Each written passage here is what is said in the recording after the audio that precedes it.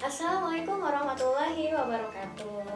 Ya, jumpa lagi dengan saya Ibu Dwi Setianingsih dalam pembelajaran Bahasa Indonesia untuk kelas 8.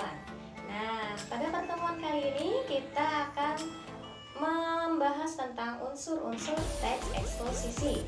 Ya, untuk kompetensi dasarnya di sini 3.5 dan 4.5.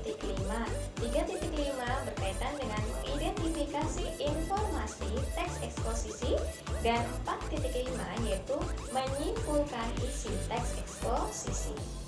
Adapun tujuan pembelajarannya, setelah pembelajaran ini diharapkan mampu untuk merumuskan pengertian teks eksposisi, kemudian mampu untuk memahami unsur-unsur teks eksposisi, dan mampu untuk menyimpulkan isi teks eksposisi. Baik, sekarang apa ya itu teks eksposisi? Oke, dari kata eksposisi, expose itu berarti mengungkapkan sejelas-jelasnya, merincikan atau memaparkan serinci-rincinya dan menjelaskan selengkap-lengkapnya. Jadi, teks eksposisi adalah teks yang memaparkan atau menguraikan atau menjelaskan atau menginformasikan sesuatu untuk memperluas wawasan. Ya, untuk ciri-ciri teks eksposisi itu sendiri, 1. Penyampaiannya jelas, lugas, menggunakan bahasa yang baku. Kemudian yang kedua, menjabarkan informasi-informasi yang sifatnya pengetahuan. Yang ketiga, bersifat netral, tidak ada keberpihakan. Yang keempat, penjelasannya disertai dengan data-data yang terpercaya. Dan yang kelima, menyajikan fakta yang berkaitan untuk meyakinkan pembaca, meyakinkan pendengar, atau sebagai alat konkretisasi dan kontribusi. Nah, untuk unsur utama teks eksposisi itu sendiri ada 2, yaitu gagasan dan fakta. Gagasan itu berarti opini yang belum terjadi, masih sifatnya subjektif, masih ada kemungkinan. Sementara fakta itu berarti yang sudah pasti terjadi, objektif sifatnya. Contohnya di sini sudah ada sampah yang dipandang sebagai barang yang tidak berguna ternyata bisa dijadikan sumber pendapatan. Nah, kata bisa di sini berarti mungkin iya, mungkin tidak. Bisa jadi itu memang bisa berubah menjadi sumber pendapatan, tapi bisa jadi menjadi sumber permasalahan. Oleh karena itu masih bersifat gagasan atau opini. Sementara yang kedua adalah fakta ya. Fakta, udara yang dihirup oleh makhluk hidup memiliki kadar oksigen 21%. Nah, ini sudah termasuk ke dalam bukti ilmiah atau bukti pengetahuan yang sudah melalui penelitian, sehingga ini sudah jelas adanya. Berarti termasuk fakta. Nah, oke. Gagasan itu sendiri ada 2, yaitu gagasan utama atau gagasan pokok atau gagasan umum atau ide utama, ide pokok. Nah, gagasan utama di sini bisa dicari dari mana? Tentunya bisa kita cari dari kalimat utama. Kalimat utama itu yang bagaimana sih? Oke, kalimat utama itu 1 ya. Kaitannya pasti dengan inti bacaan atau pokok bacaan. Yang kedua, berkaitan atau sifatnya itu berkaitan dengan hal-hal yang umum. Kemudian yang ketiga di sini biasanya terdapat di awal atau di akhir paragraf. Ingat loh ya, awal atau akhir paragraf. Itu gagasan utama atau gagasan umum. Bagaimana dengan gagasan khusus atau gagasan penjelas? Berarti di sana akan terdapat pada kalimat-kalimat khusus atau kalimat-kalimat penjelas. Namanya kalimat penjelas berarti kalimat yang mendukung isi kalimat utama. Kalau kalimat utamanya 1 berarti ini banyak nih dukungannya ya. Ada 3 kalimat, 2 kalimat, ataupun 5 kalimat lebih. Nah, itu namanya kalimat-kalimat penjelas. Agar lebih jelas, Ibu beri contohnya. Contohnya adalah ada 1 paragraf yang sudah Ibu tampilkan ya. Di sini paragrafnya adalah paragraf tentang COVID. Paragraf tentang COVID terdiri dari 3 kalimat. mana kalimat utamanya?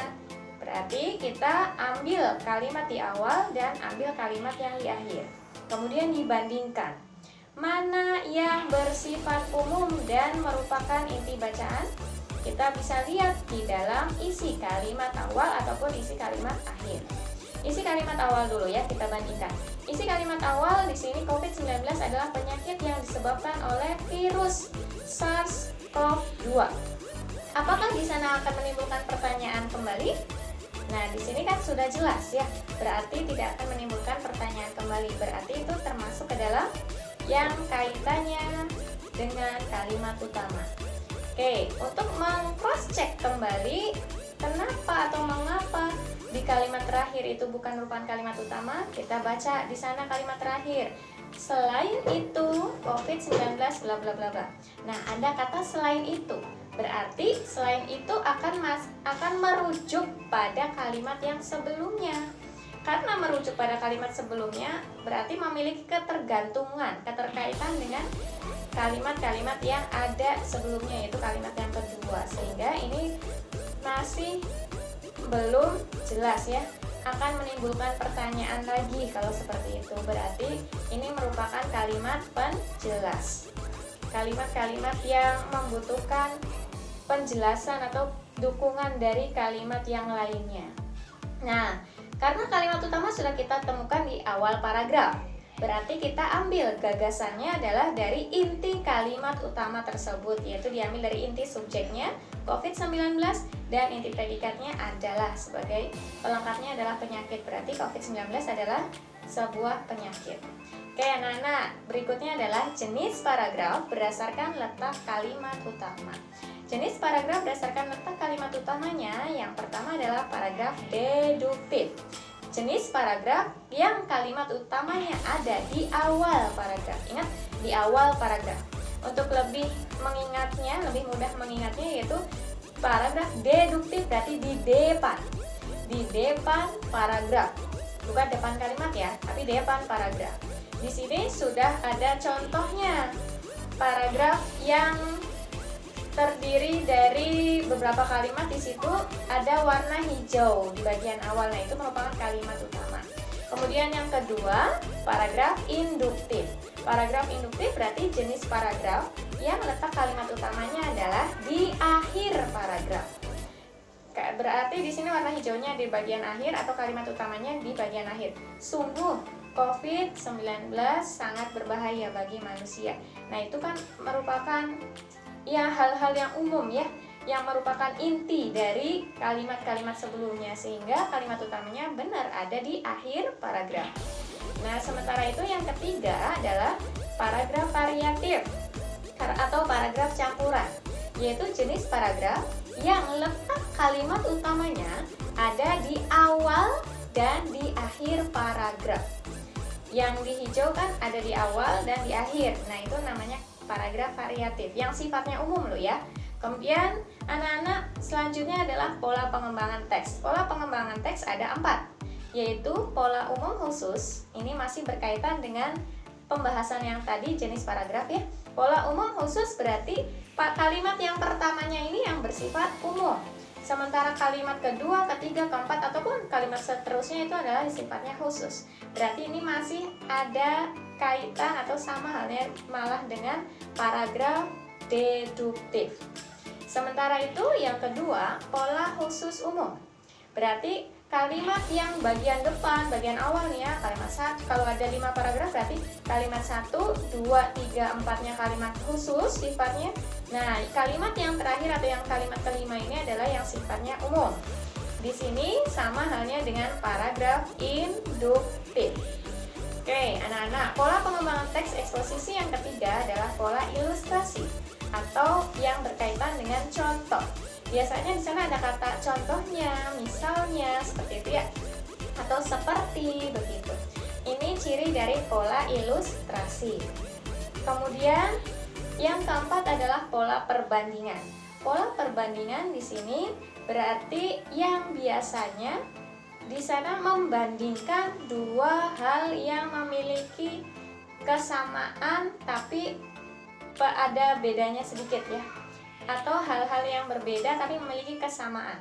Itu yang namanya pola perbandingan. Biasanya di dalam paragraf yang berpola perbandingan itu ada kata sama halnya atau ada kata ibaratnya, layaknya gitu ya. Seperti halnya. Nah, itu pola perbandingan. Oke, kita akan masuk pada menyimpulkan teks eksposisi. Menyimpulkan teks eksposisi ada dua langkah ya. Yang pertama, kita ambil kalimat utama dalam setiap paragraf. Kemudian yang kedua, kita gabungkan kalimat utama paragraf 1, paragraf 2, paragraf 3 menjadi satu kalimat, yaitu menjadi sebuah simpulan ya. Ini Ibu beri contohnya. Di sini ada satu paragraf yang sama seperti tadi di dalam contoh jenis paragraf ya. Di sini ada kalimat utama di bagian awal paragraf dan akhir paragraf. Nah, disimpulkan menjadi satu kalimat. Diambil inti subjek dan inti predikat, kemudian kita gabungkan seperti itu. Menjadi satu. Itu yang namanya simpulan. Bagaimana anak-anak? Untuk hari ini penjelasan dari Ibu, semoga penjelasan dari Ibu bermanfaat untuk menambah pemahaman kalian dalam pembelajaran teks eksposisi, khususnya unsur-unsur teks eksposisi dan menyimpulkan isi teks eksposisi. Baik anak-anak, sekian dari Ibu. Ibu ucapkan terima kasih. Assalamualaikum warahmatullahi wabarakatuh.